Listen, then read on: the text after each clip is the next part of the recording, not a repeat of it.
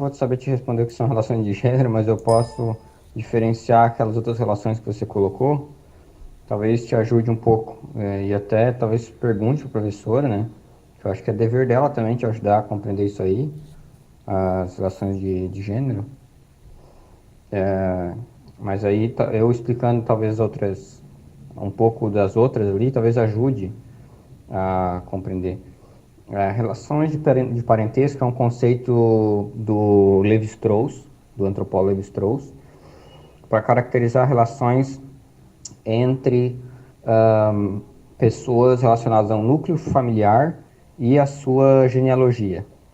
Então, portanto, um filho com o pai, com o tio, com o primo, com o avô, né?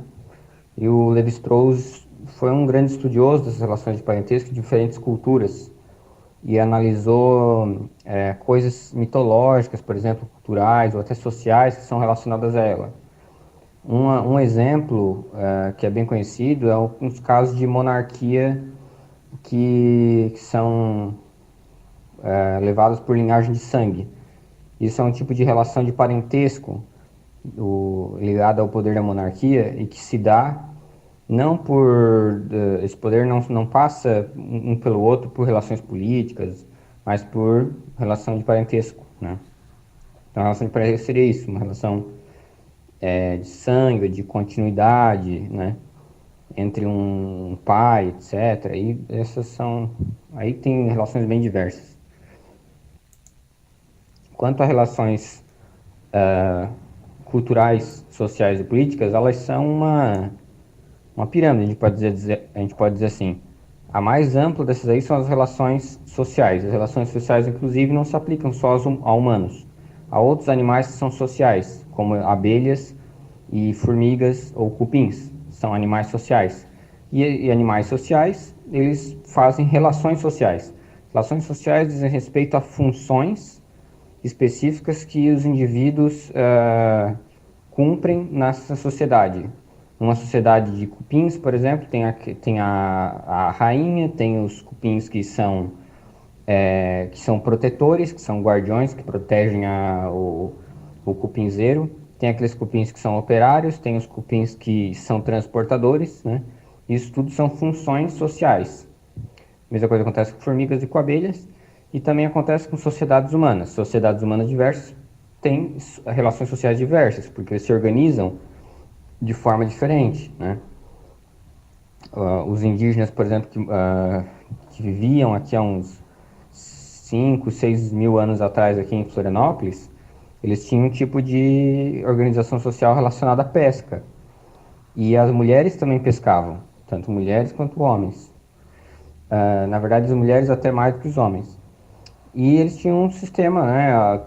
Tais pessoas cuidavam da aldeia, tais pessoas faziam a proteção, tais pessoas cuidavam dos filhos, né? Então, isso tudo são relações sociais, são funções sociais exercidas pelos indivíduos. Depois das relações sociais, você tem as relações culturais, que as relações culturais aí são próprias do humano. Outros animais não possuem, só o humano. Relações culturais dizem respeito a funções que os indivíduos exercem em relação à criação de objetos culturais ou então ao ensino desses objetos. Por exemplo, você tem uma aldeia e a aldeia sabe fazer uma vara de pescar. A criação dessa vara de pescar e o ensinar outras pessoas a fazerem uma vara de pescar, diz respeito à cultura. Isso é uma função cultural daquele indivíduo que é um professor, por exemplo, ou que é um artesão, ou que é um artista, né? As relações culturais também se aplicam à ciência, a livros, né, à literatura, à escrita, tudo isso aí são relações culturais que diz respeito à criação humana, coisas que não existem na natureza, são criadas pelo humano artificialmente e são reproduzidas, passa de geração para geração, não pela genética, mas pelo ensino, mas por relações culturais, justamente.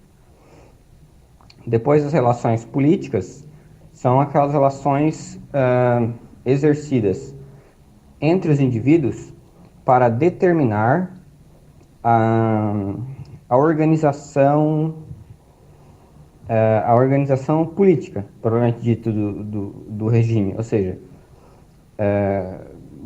Por exemplo, no caso de uma abelha ou de uma formiga ou dos cupins, eles possuem uma só forma de governo, por assim dizer. Eles não são animais políticos, embora sejam animais sociais, porque eles não são capazes de mudar o seu regime, de reorganizar o seu regime. Eles não podem transformar uma monarquia numa república, por exemplo.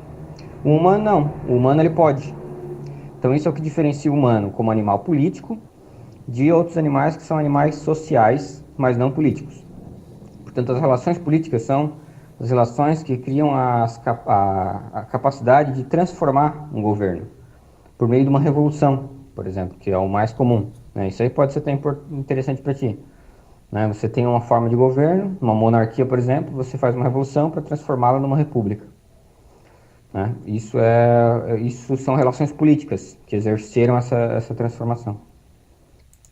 Por último, e talvez o mais importante, as relações de poder. As relações de poder, elas são relações que abrangem não só o humano e que perpassam a disputa pelo poder. A ideia é que onde há poder, na natureza também, não só no humano, há disputa. Então, portanto, quando você tem uma polícia e pessoas que uma polícia que militarizada e pessoas que protestam contra isso, elas não estão protestando contra o poder da polícia, elas estão protestando, elas estão disputando o poder da polícia, é isso que elas estão fazendo. Elas não estão indo contra o poder, elas estão querendo o poder também, elas estão querendo disputar aquele poder. Então o poder ele não pertence às pessoas, o poder ele está sempre em constante disputa, e ninguém é contra o poder.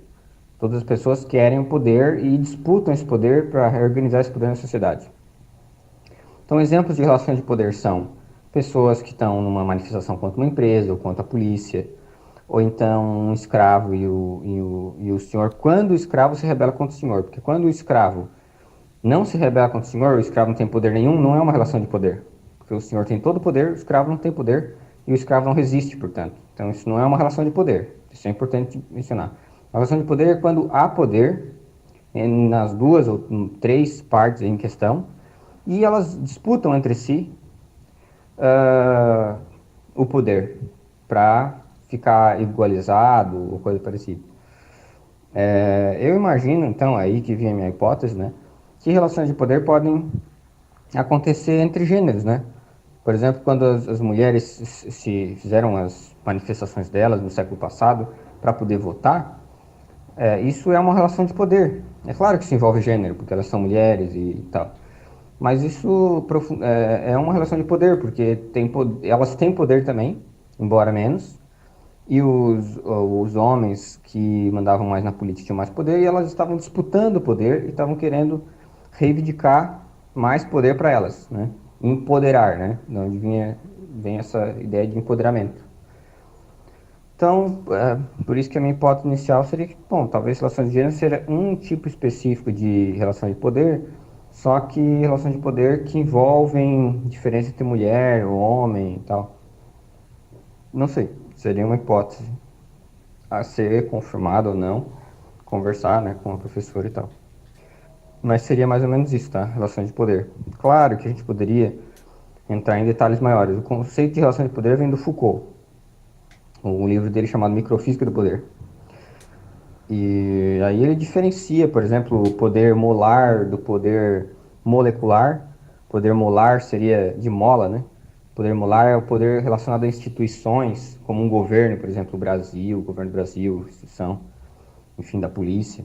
E o poder molecular é o poder das pessoas mesmas, pessoas, pequenas pessoas lá, cada uma se relacionam molecularmente com o poder, né? Enfim, e outras diferenciações que a gente poderia fazer. Mas a questão é essa, né? Fica essa questão. Claramente, nem toda relação de poder é uma relação de gênero. Mas será que toda relação de gênero é uma relação de poder? Será que poderia se entender assim? É um subtipo de relação de poder que envolve gêneros? De uma maneira simples de diferenciar a relação política das demais, e talvez isso ajude, é pensar ela em relação a, as relações sociais, né? Por exemplo, as formigas